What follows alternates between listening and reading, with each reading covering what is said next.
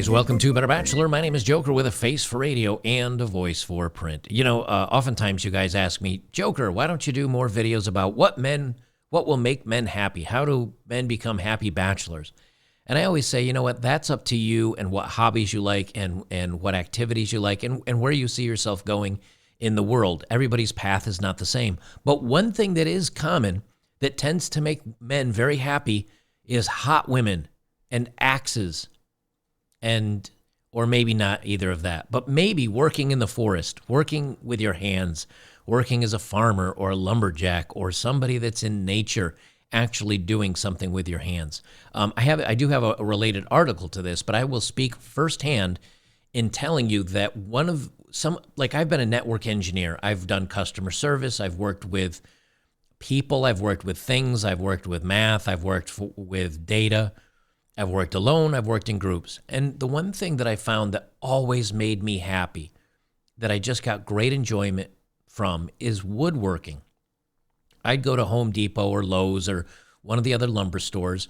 I would buy middle grade wood, nothing super expensive, nothing like a redwood or a mahogany. I'd buy poplar, maybe some cedar, and I would build a table or a bench or a chair, something that I had to really kind of plan out and put together and figure out on my own.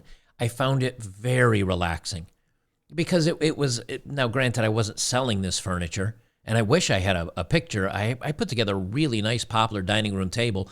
It cost me maybe $140, $150 in material and stain and oil and wood and glue and nails and getting it all together to where it was level, and it was like a table that if you looked at it, you'd say, hey, this kind of looks like almost like an antique table, except it looks new. Like there weren't a lot of bings and dings on it.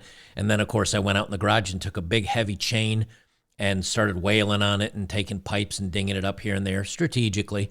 And I even would take a metal ring, and I forget what the ring was to. It was like a bigger washer, almost like a washer that would go around a toilet ring. It wasn't what it was, but I found this in my dad's garage, and it was a piece of metal.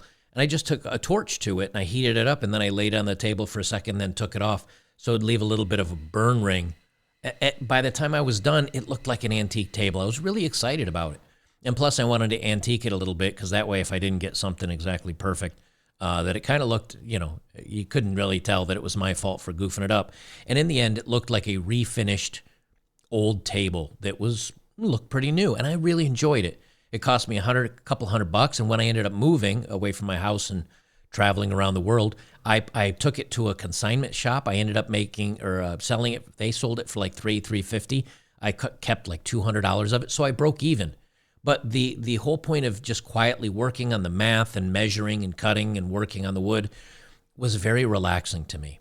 Well, this is a story that I came across, and I found this to resonate pretty well with me. This is from January 6th of this year. But it says the happiest, least stressful, most meaningful jobs in America. And they show this could almost be me standing out on my land marking my stuff. As a matter of fact, I do have a video, land update video I will be posting over on Better Bachelor B-Sides, my other channel. I'm probably going to turn that into like my farm channel and all that stuff. So if you want to check that out, there's a link down in the description below this video. It won't be up there for probably a few hours. I'll have to upload it over there at some point today. It says, envy the Lumberjacks, for they perform the happiest, most meaningful work on earth, or at least they think they do. Farmers, too.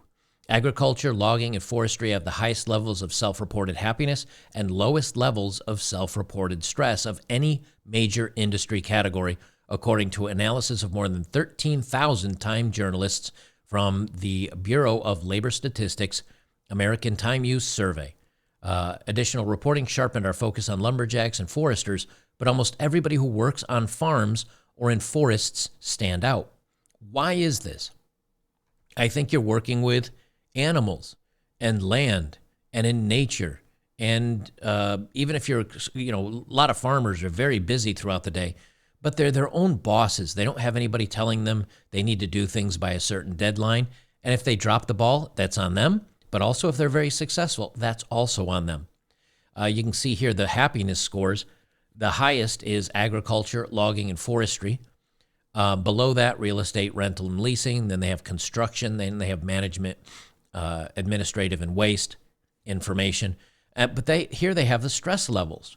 And what is the highest in happiness, the most meaningful, and the least amount of stress is agriculture, logging, and forestry. Other ones, construction. That's pretty high on happiness, pretty low in stress. Information sciences, pretty happy, pretty low on stress. What else do we have? Art, entertainment, and recreation. Transportation and warehousing, working in a warehouse. People feel meaningful. They're happy, stress-free. Wholesale's pretty good. And then down below this, you get down lower and lower in satisfaction, and you get higher in stress. Most of those, I think, probably end up meaning you work with women. I'm kidding, but it's more that you're doing things for other people, and you have more management, more bosses, and more deadlines, and more customers, where up here you really don't, and I think that's pretty clutch. They say the time use survey typically asks people to record what they were doing at any time, given time during the day, but in 4 recent surveys between 2010 and 2021, they also asked a subset of those people, more than 13,000 of them, how meaningful those activities were, or how happy, sad, stressed, pained, and tired they felt on a 6-point scale. As you might guess, activities like playing with your grandkids tend to be loaded with happiness and meaning, while waiting on hold or commuting produced little of either. But the two aren't always correlated. Healthcare and social workers rate themselves as doing the most meaningful work of anybody, but they rank lower on the happiness scale. They also rank high on stress. Why? Again, because you're working with other people, for other people. I really think that men would probably be happier doing the things where they are alone. This is a 6-point scale. So out of 6, meaningful, you're over 5. Happiness, 4.5 out of 6. Stress, 1.9, almost 2 out of 6. That's pretty good. I'd say that's pretty good. And I know I feel the same way. Like my land is not prepared at all. I've just poured a concrete slab. This is for my own personal house land. I've still got to pay taxes and buy the land for the men's retreat. But there has been days where I've grabbed the dog, we've jumped in my Jeep, we drive up to the land, I open the door, he goes running, I go walking around, kind of checking the perimeter of the land. There's really nothing for me to do on it. And I just hang out on my land for an hour. It makes me feel good. Just kind of thinking about, okay, I'm going to put some fruit trees over here. I guess I'll put a vegetable garden over here. If I have a couple of goats, I'll put them over here. Just thinking about it gets me excited. Kind of planning out the steel building I'll be building. Where my well's going to go, how I'm going to put some solar panels on the land. Just thinking about this stuff kind of excites me, and it's zero stress. It's actually stress reducing. Now, if you have to do it for a business, I can see where the stress would come in, but if there's a point where you can save up, get some land, get a building, get yourself self-sufficient, and then work whatever fun activity you want to that brings in a little bit of money, maybe construction, because that's another one up here that's pretty high on the happiness and low on the stress. Maybe that's the right way to go. Instead of worrying about the flashy sports cars and the trying to impress women, and it's just kind of getting that out there in nature. This is from SciPost, and this is from last year, near the end of the year, about 6 months ago. Experiment reveals that 1 hour walk in nature reduces amygdala activity, which may protect mental health. A new study published in the Journal of Molecular Psychiatry offers evidence that a simple walk through nature can lower activity in stress-related brain regions. The experiment revealed that participants who walked for an hour in a forest shows decreased amygdala activities during a stress task, while those who walked for an hour in the city did not. Natural environments are known to provide mental health benefits. For example, being around nature can reduce negative emotions and stress. On the flip side, psychologists have long contended a connection between urban living and poor mental health. For example, city dwellers have higher rates of anxiety, depression, mood disorders, schizophrenia than people living in rural areas. With increasing urbanization, it's important to consider how natural versus city environments may differentially impact the brain. There's some evidence that city dwellers show greater activation of the amygdala during social stress tests compared to rural dwellers. In light of such findings, study author Sonia Sudamak and her colleagues conducted an intervention study on how to investigate how a walk in nature versus the city might impact stress-related brain regions, the researchers hoped to tease apart the negative effects of urban environments and the beneficial effects of nature. And they go down a little bit more. That they're just like, hey, of all the subjects that we've tested, almost all of them are more relaxed by being in with nature. And on top of that, the Japanese have something. It's called forest bathing. It's great for your health, and they say here's how to do it. And let me bring the type up a little bit so we can read it easier. They say, we know how good being in nature can make us feel. We have known it for centuries. The sound of the forest, the scent of the trees, the sunlight playing through the leaves, the fresh, clean air.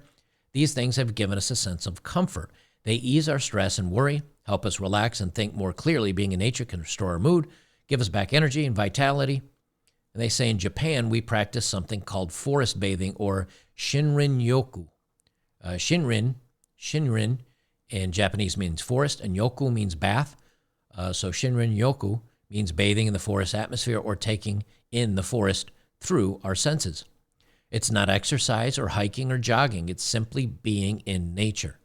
And they go down a little bit more about it. But my whole point is that when I was not in a good mental place, when I felt like I wasn't happy with myself, when I didn't have my own identity, which is, I think, something that can happen to young people after a divorce or a bad breakup, where it makes you question who you are, what you're doing in life, what's going on. Like, it can kind of put you in a weird place. And there were 2 or 3 ways that I kind of got through that and got to the point where if I were plopped down alone in the woods, not only would I be okay, but I'd probably be happier than I am looking at all the craziness online and living in a city, which is the complete opposite of what it was just a few years before. You know, I had an apartment in downtown Raleigh, North Carolina, and I would often take my dog for a walk, and I'd grab a coffee at the local coffee shop. I belonged to a motorcycle club. These were really fun activities, and I enjoyed them. But I felt like if I was alone, or I didn't have any guy friends around, or I wasn't going on dates, I felt unhappy. Like I felt like an outsider. I felt like I didn't belong in society. And it made me very uncomfortable. It was kind of I don't know if you'd call it validation or you needed social acceptance, or I just wanted to be around other people. And once I kind of pushed through that and found a way to heal myself, which was partly my ayahuasca journey down in Peru. Another big part of it was forcing myself to get used to it by throwing on an 80-liter backpack and hiking around the world for, year and a half, spending a lot of time with myself, just listening to music, or in many cases, just listening to nature, walking along a side road off of the ring road around Iceland or New Zealand or one of the other countries that I went to, and just being okay with myself, working through, why do I feel uncomfortable? Why do I need validation? Why do I need the attention of others? Why do I feel like I need to either be dating or sleeping with somebody or having lots of guy friends around? Why am I bored being in my own skin? I don't know what the answer is, because I think that answer is different for everybody. But what I can tell you is once I realized that it wasn't other people that would make me happy, it was myself, and I needed to kind of wrestle with and come to terms with all the demons that I had crawling around inside my head. Once I got past that, I realized that everything else was an external stimulus, almost like white noise, something to keep my brain distracted from working out its own things. I don't know if that makes any sense. I'm not really great with how to explain it, but it was, I didn't like myself, so I always wanted external stimulus to keep me distracted from not liking myself. Maybe that's the best way I can put it. And in the end, after spending this time alone, after learning to like myself and forgive myself for all my past mistakes, learning from it, not repeating the same mistakes anymore, and changing my life, I found that I actually really liked being by myself, and I started disliking other people a little bit more, where I actually liked being alone.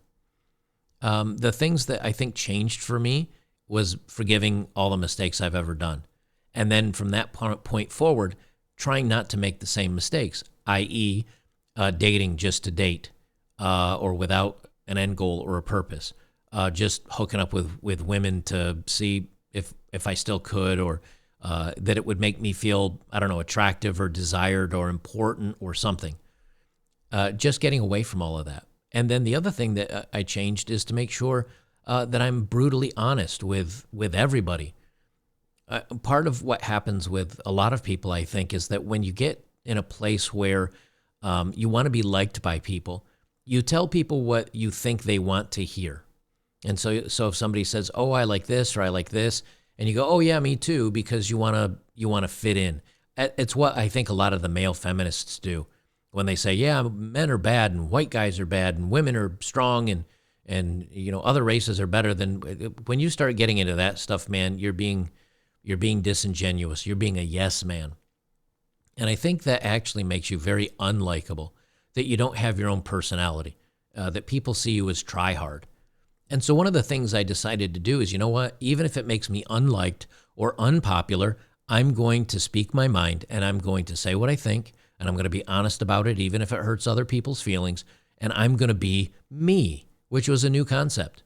I don't know if you guys have ever had that problem before, but when you're a people pleaser and you want to be popular and liked by other people, you become kind of a yes man, and it's a very weak and unlikable characteristic in someone, even though you're trying to be liked. And ironically, once I got to the point where I said, you know what, I'm just going to be me, and if you don't like me, go F yourself. I'm going to do my thing. I found that I actually made more friends and better friends and closer friends. But most importantly, I was much happier when I was alone. And so when people say, "Oh, men need women and women need men and men need friends and men," I think you do, and I think it's good to have. But in the same token, when you get to a really good spot, I don't think you need anybody. You want people, and it's fun to hang out with them, and you should have friends. But it also means that if you decide to live alone and work alone and do activities that are isolated, I think when you're in a really good headspace, I think you're fine with it. I think that you can find it relaxing. You can always do what you want, when you want, how you want to do it, and you don't have to worry about pleasing others. So maybe this is something for you guys to kind of investigate, read up on for yourselves. I'm not saying that I'm necessarily the right one on this, but I can tell you that when you are in a good space, getting out in nature, working with your hands, working for yourself, being completely independent, being financially in a place where you don't have to feel like you're always playing catch up with your bills and your money. That's another thing that I started doing is I would not buy something until I could afford it and pay for it 100% completely. Once I started doing that, my stress levels fell off a cliff. That I don't have to worry that, and that's one of the reasons why I'm setting up my land, and I'm spending quite a bit of money for my own water well and my own septic tank, even though I could hook up. I mean, the city water line's probably too far away, but I'm still going to hook up to, say, like cable and I'm for internet service, and I'm still going to hook up for city electric. But I'm also going to have, once Elon has Starlink, I'm going to have that satellite dish so that if it gets cut off, at the source, I should still be able to have some internet and some solar panels and a wood stove for heat in the wintertime, and enough solar panels to run, deep freezers and maybe a small cook plate so that if the grid goes down, I can still at least feed myself and preserve food. All those. Once you get to that point, I think life becomes a lot easier. Instead of keeping up with the Joneses, you just got to keep up with yourself. I don't know. Let me know what you guys think down below. I thought I'd do this as just a little reminder of what makes me happy, what I think works for a lot of people, what might maybe work for you. And even if you're stuck in a city and you say, "Oh, I can't do all these things and that's not where my life is," get in a car on the weekend, drive out of that city, go to a national park, throw on maybe some relaxing music. If you have a dog or something like that, take him for a long, long walk. Just go hit some nature. Go touch grass, as they like to say. Turn off the internet, turn off the electronics. And I would even say go so far as to don't even take music. Leave your phone in the car. Just don't get lost. Go listen to nature. Go get some sunshine. Go get some exercise. And maybe you'll find, like me, that's the direction you want to head your life. I don't know. Guys, I'll leave it there. I'll have another one out for you here sometime shortly. We'll talk to you in the next one.